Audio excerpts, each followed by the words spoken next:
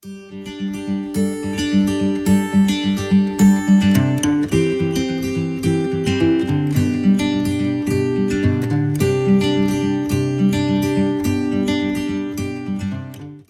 everybody, and welcome to today's edition of Coffee Talk with Caroline and Chris, and our very special guest, and one of my personal favorite people has been, will be forever, Prince.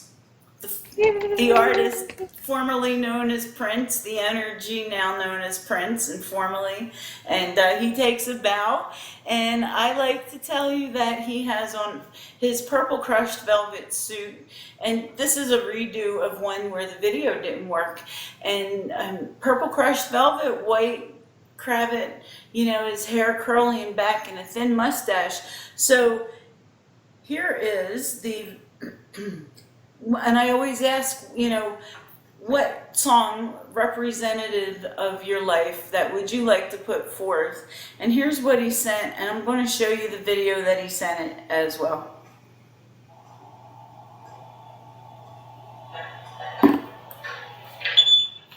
Excuse me, I'm gonna set this nigga red.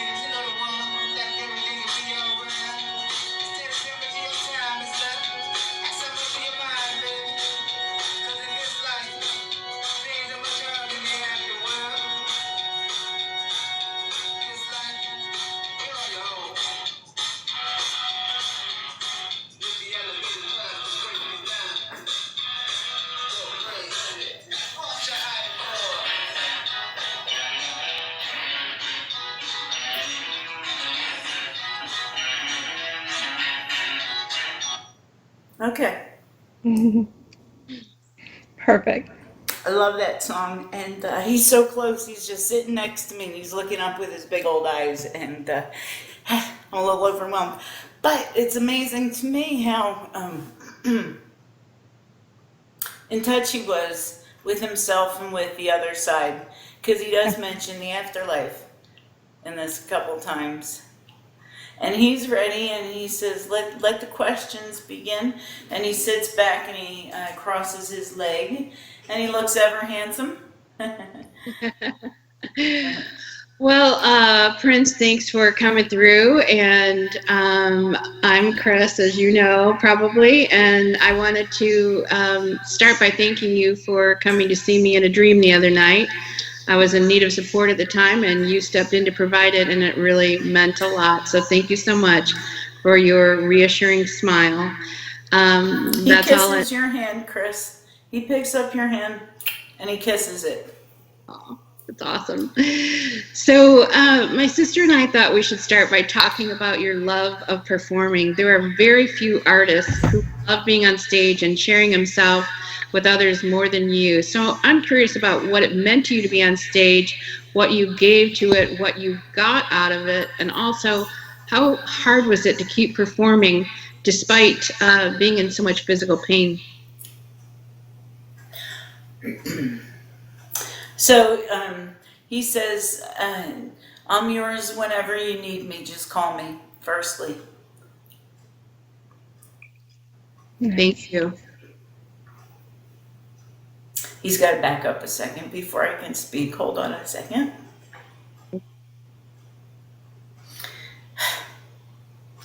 He says that, I was channeling when I was on stage performing, and what was the secret? There was no secret.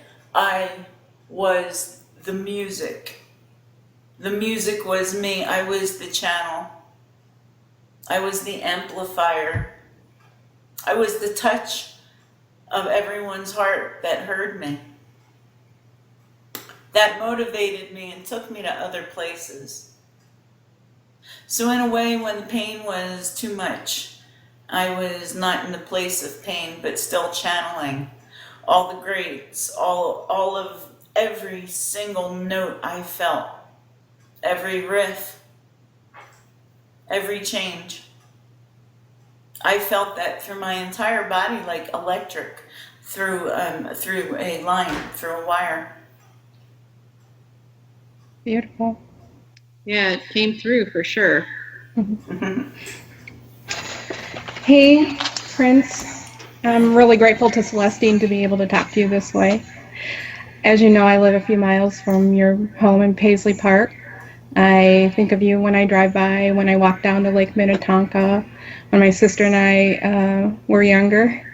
We used to run around First Avenue where you filmed Purple Rain and where you performed and introduced a lot of new artists. And I just want to thank you for all you've done for the state and the people, the area.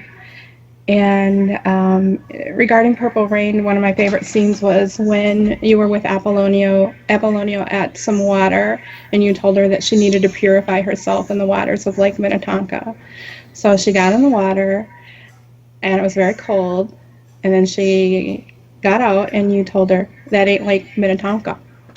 So I'm wondering if you have a favorite scene from Purple Rain and how your life changed after that movie came out.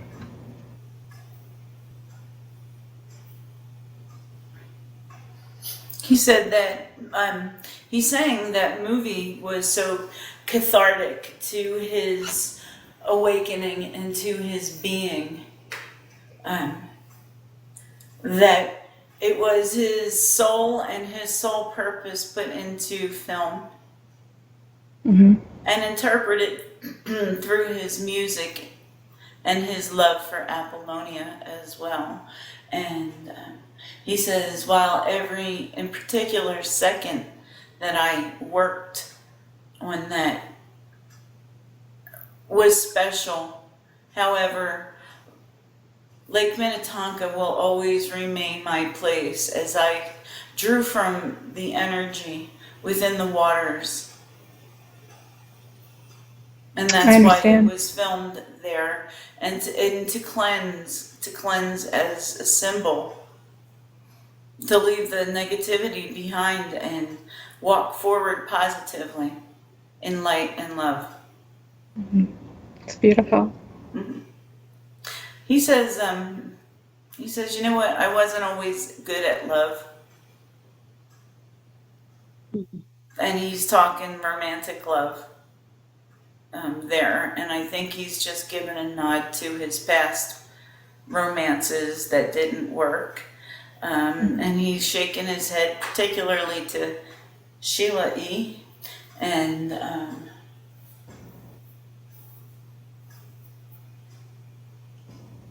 there's another girl, and I don't know what her name is. Stand by. But he says that he grew so much and gained so much from their love and perspective, and he just wanted to thank them for giving that. Romance was not always easy for him, as he was distracted and always looking for perfection. And it wasn't until the very end that I realized that perfection is like a butterfly. You're always chasing it when you don't realize it lands right before you and you have it every day. You have it in the memory and the sight and with every butterfly that comes back. Yeah. I know there's some confusion about the drugs that you used. You suffered from chronic pain due to hip injury. You died from an opioid overdose, which is a painkiller, but you did not use drugs recreationally. Is that correct? And also, there were rumors that you were poisoned prior to your death. Christine LaRocca would like to know if this is true. I did not recreationally use any of the opioids that contributed to my demise. And it was not, absolutely not deliberately done. It wasn't poison. No one did this to me. It was the fact that the pain was so great that I needed more and more and more to be able to sleep, and sleep was the only way that I could escape from the pain. Mm-hmm. And if I didn't take it, if I moved, the pain woke me up. Mm-hmm. I was looking for relief from the pain, and I found it. Yeah, that what was so amazing, that you continue to perform. That just shows how strong your love of performance was, despite being in that pain. I You don't, wanted to be there for your fans. and he says that that was how he's saying, well, that's how I sent my love to the world and channeled everything. Um, it wasn't healthy for my body, but he keeps saying the word fentanyl. Fentanyl. I don't know. I don't remember. I don't remember reading anything. But he's telling me that was the biggest contributing factor. Prince, while you were on Earth, you were a vegetarian and you didn't wear leather or wool. You wrote a song called Animal Kingdom and referred to animals as our brothers and sisters. When someone asked you why you cared about animals when there is widespread human suffering, you said, compassion is an action word with no boundaries. What words do you have for us regarding eating meat and our care of animals in general? As my friend on this side, Mahatma Gandhi, says, the essence of the people is shown in the way they treat their animals. Animals as children are innocent. And it's a reflection on how awakened or how far the path of one has come to be able to see that it's the best interest of everyone to treat the innocent with the kindest of gloves and the kindest of hearts. Animals are innocent. People are not.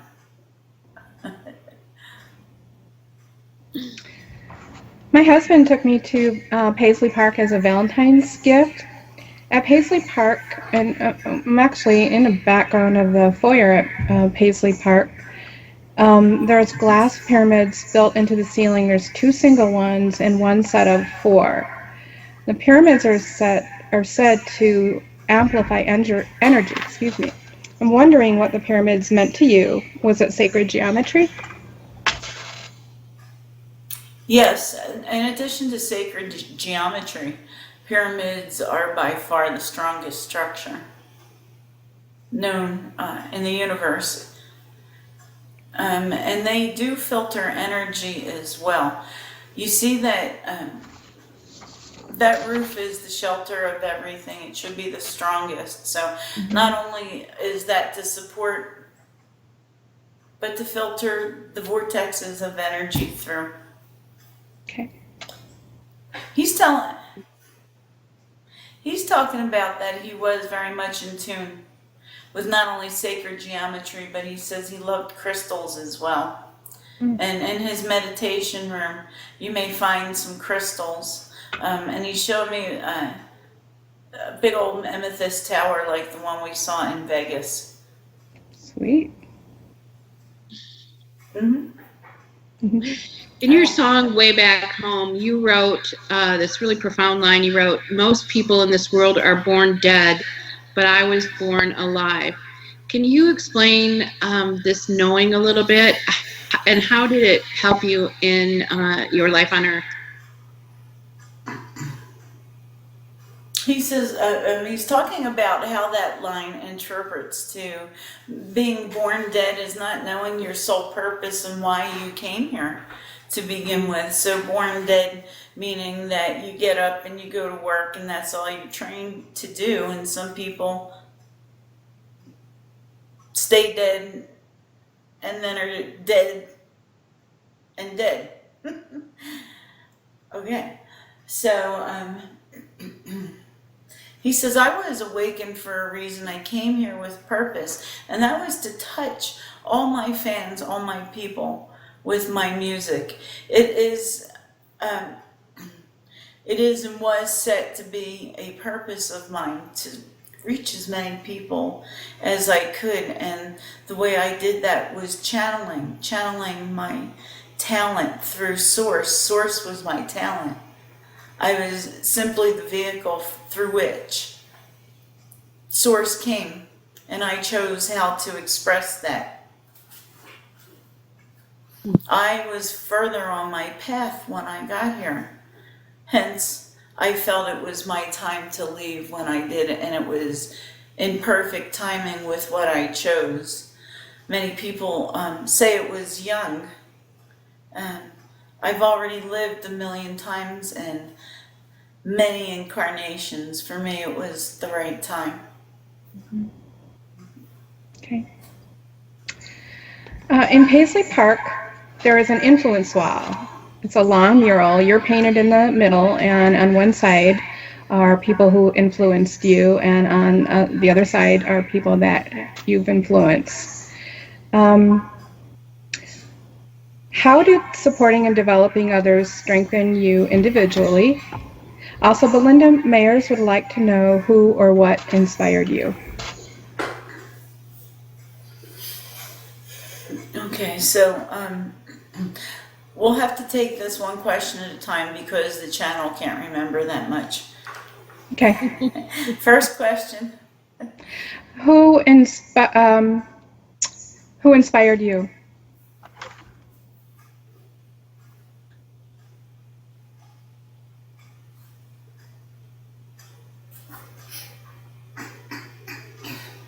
So, he sits there like this, not that he says, I have to think about this, but there was so many. And he's showing me himself as a kid just standing in front of the television and watching, and then the radio. He's showing me the radio, and I'm hearing Elvis, and I'm hearing Miles Davis, and I'm hearing such a great variety. And he says that he was literally inspired by every single artist that he listened to, that he watched, that he saw. He says that I would feel the music as they were singing it, and I would pull their influences of what I resonated with out of each and every song. Music was my breath. And particularly, there were so many. He's showing me like Beethoven, Mozart. He's showing me all kinds of Dizzy Gillespie. All kinds of different genres of artists. And they're floating around like there wasn't one, there was so many. So, yes. And then the second was who he influenced. No, it was how did supporting and developing others strengthen him individually? Okay.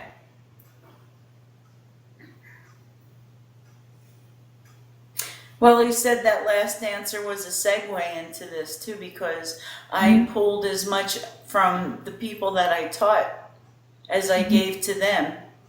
Little styles, little ways to tighten up my own way of thinking, my own perspective that added a different range, a different dimension, and he laughs at that word, a different dimension to my music and my life as well. I learned so much from each and every artist. They came from different backgrounds, and he's showing me that he got to know them as people, and he's just as proud of knowing them as a person as he is as being their mentor and giving them a start. Mm-hmm. Okay. So he pulled as much from them as he got. He's just saying that I took a little bit from each and every one, their talent. Same thing. I have a follow-up question to that one. Sure. Harry Styles from One Direction just released a solo album called Sign of the Times, 30 years after your release of Sign of the Times. Holly Ann Bartlett wonders if you had any influence on him on this album. And Love Light also asks if you're infusing your music on anyone on Earth. Well, now that you ask it, Harry Styles, I am fused with him, and I love his music, and I love the influence of that of that song, "Sign of the Times." It's basically reminiscent of what I wrote about as well. Uh, if you watch, he's showing me. He's showing me, and I'm gonna have to watch this YouTube now of Harry Styles singing that song. But he's showing me that he's walking in front of Harry, like you know how you would look and see somebody, and you think you see the dead person. Sorry, and it's really the other person. So he's talking about a walk-in where a second you'll go, that was Prince, and he says yes. Okay. So Nice. I infused, as you like to call it, on Harry. Do I do that with others? He's showing me that he stands so close to them that his essence enters their energy. And for them that allow him to meld with him, they feel, and I can, and he has influence on them that way, yes. And you know what? He's looking at me and he says, I'm in the poorest of poor places. I'm in Detroit. And he goes like, the underserved is the new word, neighborhoods, and with those children. Okay. Beautiful. So you chose to remain in Minnesota after making it big, whereas others would head to New York or LA. You stayed here in Minnesota and you pioneered the Minneapolis sound. Why did you stay, and what did you enjoy most about living in Minnesota? Minnesota is what I called home. It's a state that has beauty like no other. And when I say beauty, in the mountains, in the cold, in the snow, in every part of it, I drew energy. I drew my sense of home. No matter where I went and traveled in the world, Minnesota always felt like home. And I could energize and re-energize and recharge my body and create so much more because I felt so connected to where I was as home. And that's what Minnesota gave me. Okay. After your death, when I was at Paisley Park, one of your employees brought out a large floral, well, there were several employees, they brought out large floral arrangements and they distributed flowers to the crowd. And one of them brought a flower toward me, and he knelt down to a little boy who was standing next to me, and he handed him a flower, and he said, I'm laying the foundation for you to go out and change the world. It was a really touching moment, and I'll never forget it. So I wondered if you were there when that happened. I'm guessing you were. He gives me the most beautiful smile and he says, there are employees and people there that are so kind and carry on my legacy. And yes, I was there smiling, and it would be my greatest desire to see more people do that, because that one interaction can lead to 10 others that can lead to 100 others, which raises the vibration and teaches the children how to act towards each other. Mm-hmm. Michelle Palmer Family wants to ask about a message to humanity from you. What changes do you see for humanity in the next several years? Well,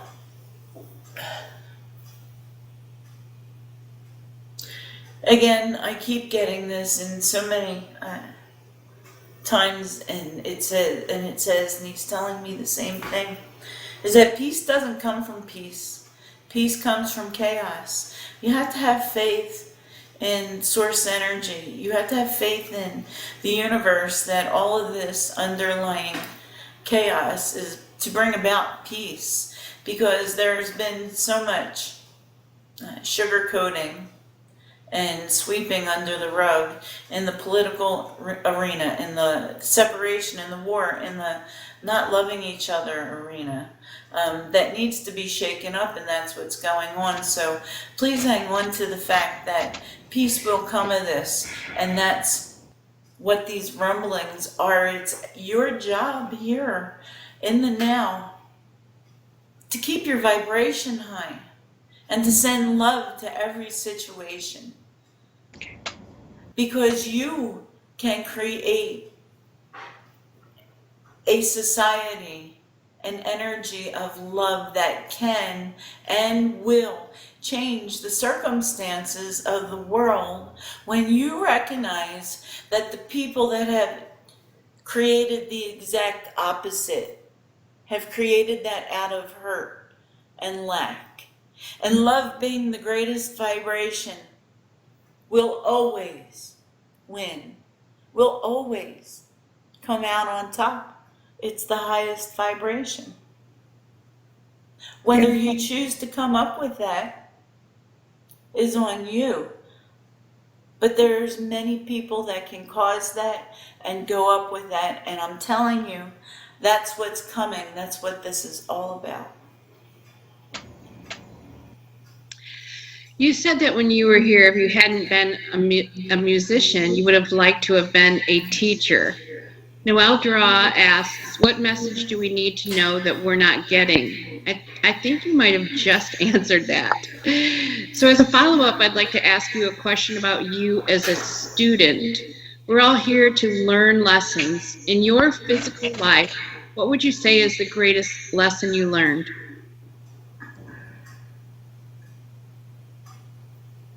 He's talking about perfection.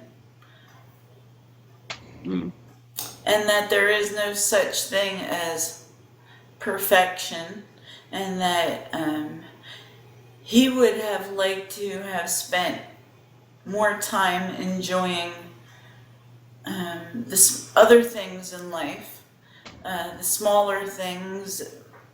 May you have it sitting outside or talking to a child, rather than pushing himself to wanting to be perfect, because that he's like, that's a unicorn you just won't get. Yeah. That's what you said before. Yeah. Earlier, yeah. Yeah. So when you realize that you're already perfect, you've won. All right. So this is a little awkward question then. You're a great example of someone who always pushed himself to live at a higher level. What motivated you to do that? What inspired you, and what guidance do you have for others to live to their highest level? He says that even from being a young child, I was aware that there was something better, something that would vibrate, that would feel better than what we had here. And I was always striving to see that and to feel that and to get that in everything I did. The higher part, the higher vibration. And coming here, I already had that knowing. And I always looked to pull the best out of a situation. It was my nature, no matter what was tossed at me. I could channel that into my music or my writing, my art, my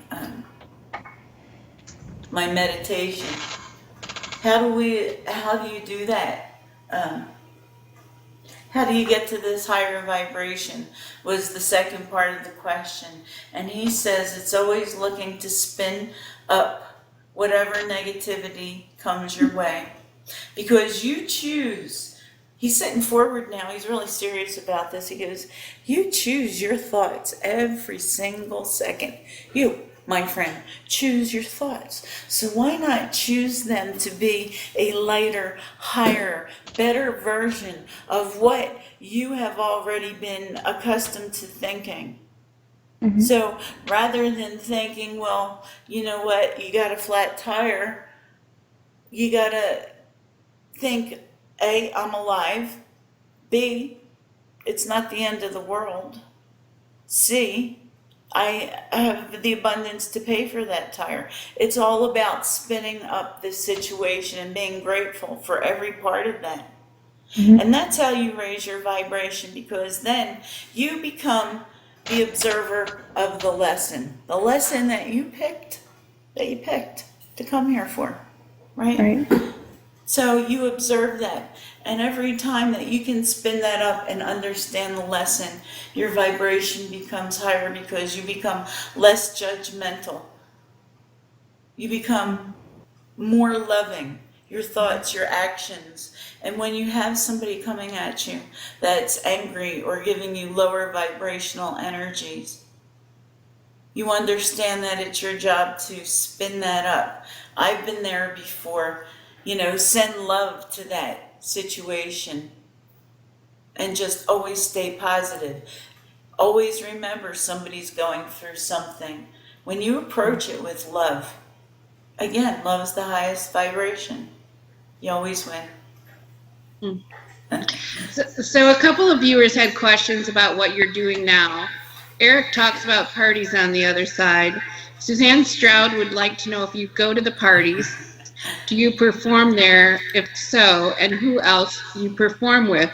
Jerry Hearn asks if you've met up with David Bowie and other legends who we lost last year. He's singing that song again. For me, I think it's either 70s or 60s song. If there was a rock and roll heaven, they'd have one hell of a band. Mhm. And I don't remember who sang that, but they go and they list something brothers, I can't remember. But they go and they list, all the rock stars that have passed. And if you could go to the other side and sit in rock and roll heaven, man, that's one hell of a band. And that's what he's saying. He says, we all do it, man. We all sit around and jam, but music's so different. He says again, this is how and what made me so connected to the music on earth, the music that you all can understand was I was the music. That's how it is in heaven. And it's Yeah. spectacular, and it's lights going off at the same time, but you hear them. And it's just such an indescribable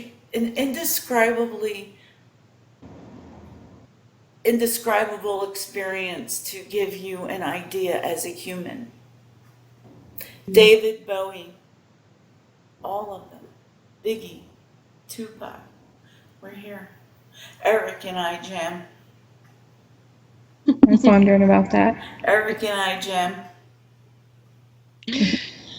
So as you know, the earthly world recently lost Chris Cornell, who was the lead singer of Soundgarden, and many people, after his death, shared his version of your amazing song, Nothing Compares to You, as a tribute on social media.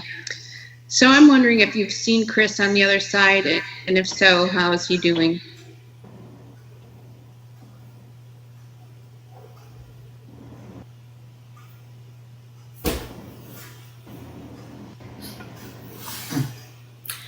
Chris wants to talk because his turn next for coffee talk. Yeah. He's come to me and he's asked, and he'd like to have his voice known. But he wants to come through with Prince, and they're arm in arm. And Prince says we were all there to meet him and welcome him up to the club. And Robin was there too.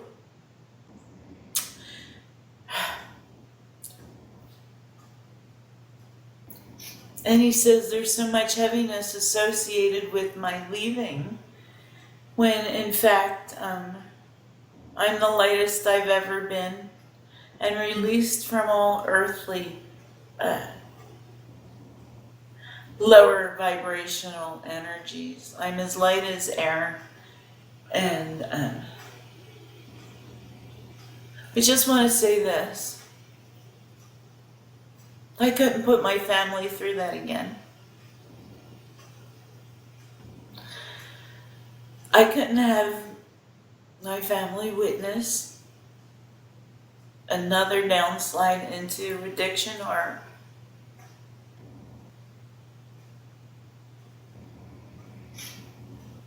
and I ended it. There was no foul play. Understand. Thank you.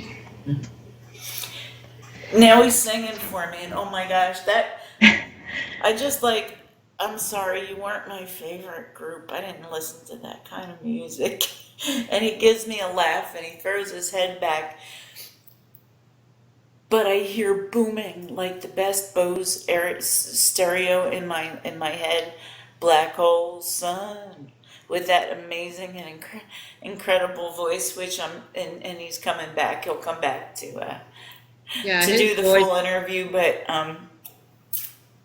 yeah. So Prince is coming back, and yeah, he was there. He's Good. there to say hey to Chris. Okay, my next question for Prince. You and your music, so much about you was sexual. You adored women. You were comfortable being androgynous. It felt so free to me. You encouraged women to embrace and discover their own sexuality, to be comfortable and bold with that part of themselves.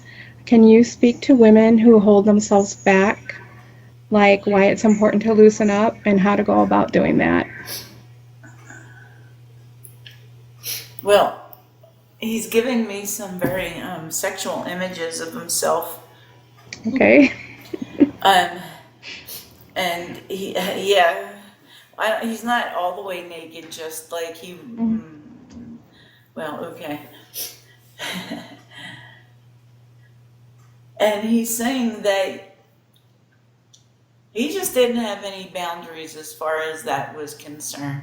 He could have kissed a man as easily as he could kiss a woman and not have felt weird or anything else.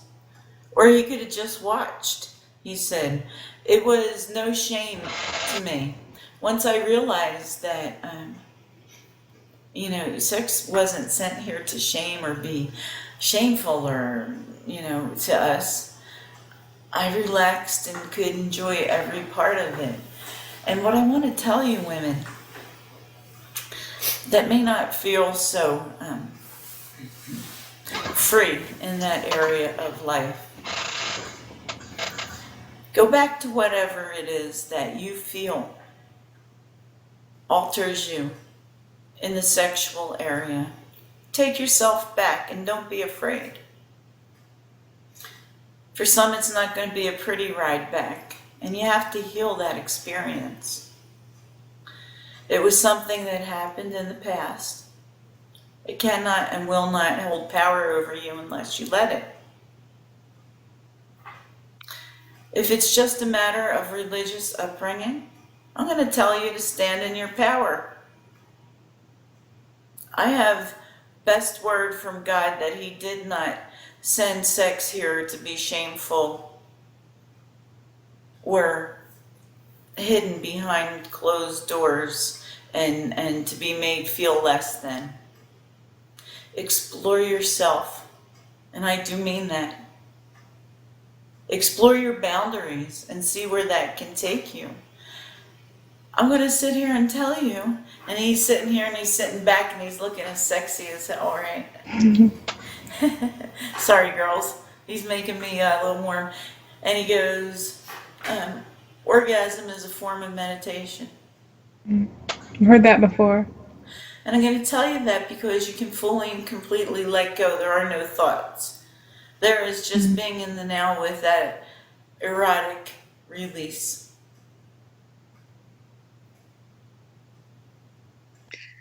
So, Prince, are you incarnated on Earth now? And if so, as what or who? And what is your life like?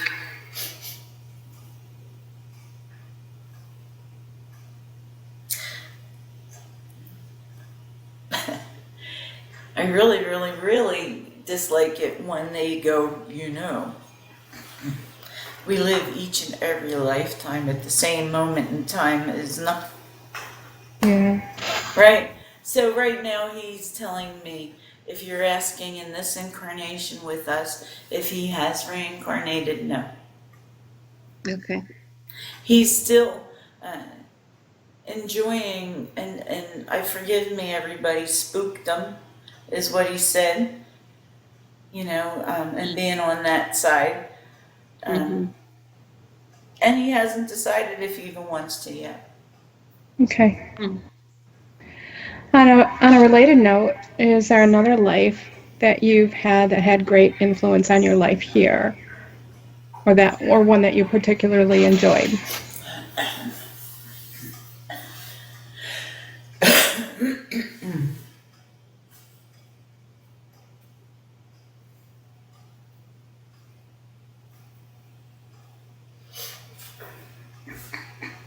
He's relating to me a previous life. Um, and he couldn't speak, he didn't have a voice, he didn't have control over anything. Mm-hmm. And I just feel like he looks dirty and he's on a ship and he may have been a slave Okay. or whatever this is. I can't speak. So he felt muted in this lifetime. And when he went and crossed, he died at 15, he says. But when he crossed, he was glad to be over with that part of his contract and able to enjoy the polar opposite, which is what he manifested here. Okay. Mm. Prince, you're known for having a wicked sense of humor in the physical world. Do you play tricks on people now still? And how important is fun in our lives? He just like hits his leg and he goes, "Yeah, girl, all the time, me and Eric, we have that in common." And he says that he messes with crap at Paisley Park all the time. And he messes with his employees and his family, and some of them recognize it and acknowledge it, and others are freaked out, and others are like, "Oh fuck, no, that can't be him."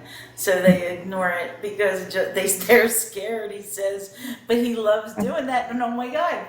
So here's what he's showing me. I don't know if he had a favorite caretaker of the house, and it's a woman, and I feel like she's an older woman, but I see him doing like this to her. And she's walking in front and he's just walking behind her with his hand behind her butt, right? Like if she stops, he would just grab her butt and she feels it. And I feel like she turns around, like she does this and she goes and looks like, what the heck? Funny. And he says that's one of his favorite things to do because not only was she one of his favorite people, but it really freaks her out. Oh gosh, and yes, he says fun is so important. You wanted to know how to raise your vibration, Chris. He's talking right to you. All right. He says you go have fun. You take those kids and you forget everything in life. And you take them to the amusement park and you take whatever money you think you need to save for a rainy day and you take them to the beach or you take them wherever.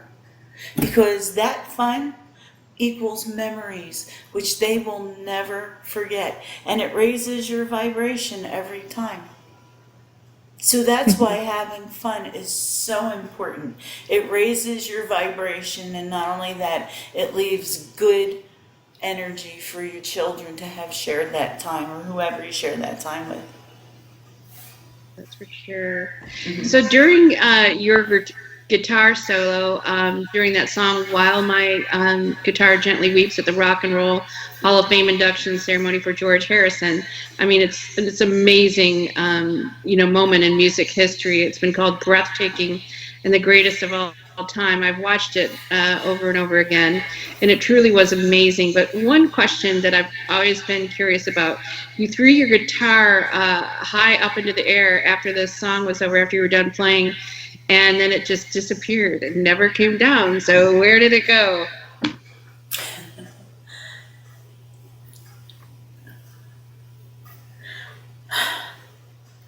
So now both George Harrison and Prince are here sitting on this couch next to me.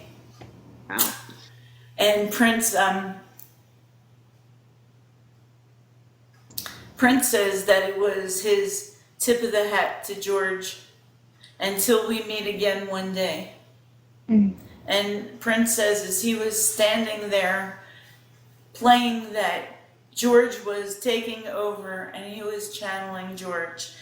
And George is agreeing and acknowledging that. And he said it gave me one more time to play. And I played through Prince. And he melded with me. And that's what made it so so freaking incredible. I can't even imitate his accent, but he does speak to me with his, will you call that a Cockney accent? In English, whatever it is, how he spoke when he was here. But I love his peaceful energy, and he wears peace signs, by the way. And he presents as a younger George with it looks like a black leather fringy vest, and his little round glasses, and his hair is longer. And he smiles, he just has that beautiful smile. Love each other, he says. I want y'all to love each other. Love, not love. Well, it was fun during the performance to see George's son, who was standing like right behind Prince, just had this big old beaming smile on his face during the performance. Julian, that's my boy, that's my boy. I'm so proud of him. That's my boy. That's what he just keeps saying. He's like beaming. That's awesome. So was there someone I hope it was Julian behind him. I know he has another that's younger. I think it was Julian. That's We'll have to look. that's John. John Lennon's. Oh, right. Yeah. But was there somebody up in the stage that caught the guitar? Oh. Now they're laughing at me. Stop laughing at me. Because I forgot. Yes, there was a stagehand up there, and the reason he did it was his hat's off, to George, and just thumbs it up. But yes, it was to leave the impression that George caught it. Well, it was an amazing ending to an amazing performance for sure. Speaking of performances, you used to give impromptu concerts at Paisley Park. They'd be quickly announced on Twitter, and you would either not charge or charge something very little, but they seem to be influenced on, there seemed to be some influence about, from the moon, like whether it was a full moon or a new moon or whatever. Is this true? Did the moon influence you in other areas?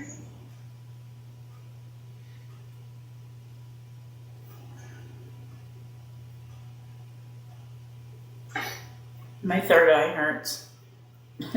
It's like giving me some pressure here. And that's how close they all are. That's been happening quite often lately. It's like, hello, we're pressing on your head.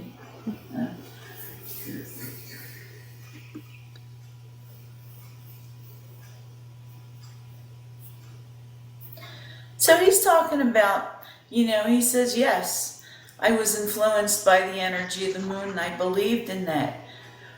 How could you not believe?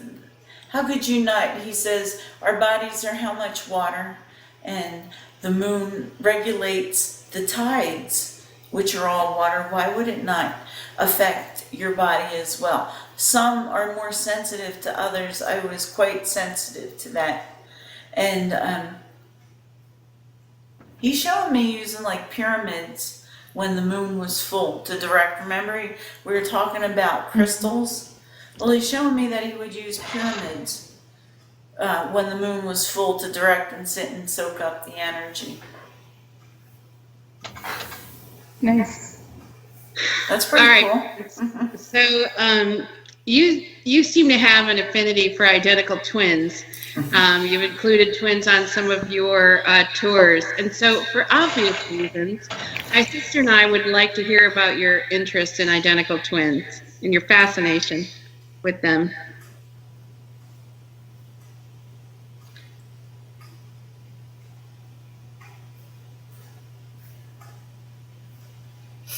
Um, so he's sitting here talking about how his observance of all twins is that at some level, at some point, and particularly those who look alike, they share the same DNA patterns, and they're that connected.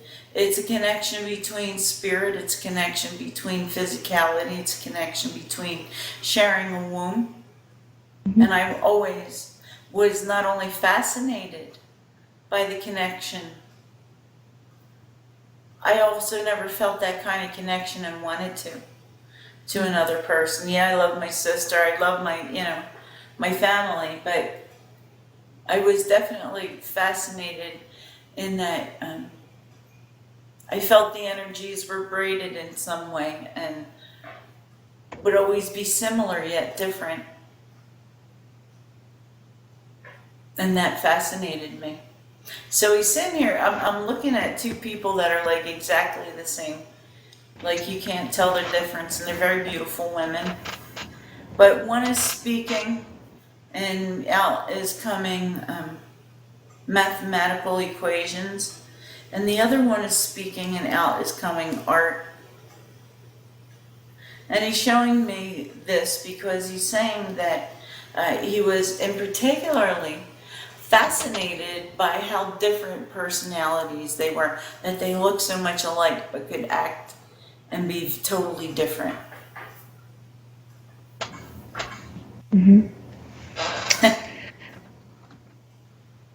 You were an activist supporting women, supporting Black rights, protecting animals, and you stood up against being taken advantage of in industry. How can we best recognize our own power? How can we best help our consciousness to recognize that we're all one?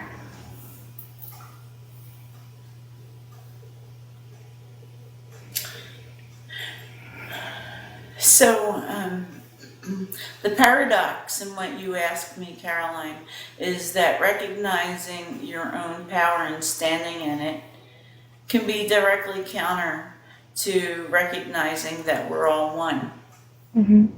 Because standing in your own power implies that you need to impose that power upon something or someone. So what I want to tell you about standing in your own power is this. Unfortunately, humans wait until they're afraid or some cataclysmic happening or event occurs before they get mad enough to stand up for the rights of women, animals, children, etc., etc. We all have the power to change everything. We have that choice every moment, every second, every day. When you release the fear and stand in your power to help at every moment, regardless of what will happen to you, is when you stand in your own power and recognize that you were a part of one all at the same time. And then that's, again, another point where you win. Mm-hmm. I'm not afraid. I'm doing this for the good of all. I am still human and learning and here for the human experience. I bless it. But I stand in that which I feel is right. He just bowed.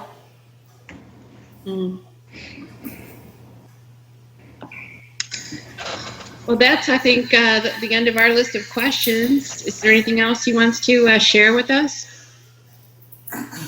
Well, Eric doesn't have any questions because I just asked him in my head if he had any, and Okay. I think they talk on the other side all the time, and anything Eric might have had to ask, he has. But I think Prince just wants to leave us with a message. And no matter what they tell you, no matter what they try to do, know who you are and stand in that. When you come from a place of love, you'll always have the best and highest outcome for everyone. Love each other. Connect in any way that you can to remember that you're all one. Help each other along the way. And then he does this, he says, peace out. Peace out. Peace out. Well, always such a pleasure when we have incredible and amazing energy here. I think you asked about Kurt Cobain, Chris. Somebody was asking if his energy's around. Holly's been talking about Kurt Cobain. Yeah. She doesn't know him, but she keeps asking about him. Well, then she's hello, Holly. You should sit and ask him questions, and Okay. that's what is my suggestion. Just wait for the answer. But anyways, so thank you everybody for this. For watching this edition of Coffee Talk with my good friends Caroline and Chris, and our special guest star, Prince, the man himself. Check us out and like us on YouTube, Celestine Grace, Coffee Talk with Celestine Grace. And today's hosts, again, I'd like to thank Chris and Caroline, as well as Prince, and Basics 101 on Facebook, Celestine Grace, Divine Messages. Love to book a reading with me. Thanks Thanks everybody for listening, and have a great rest of your day. Thanks, Celestine. Thanks, Celestine. Thank you, Prince. Thank you, Prince.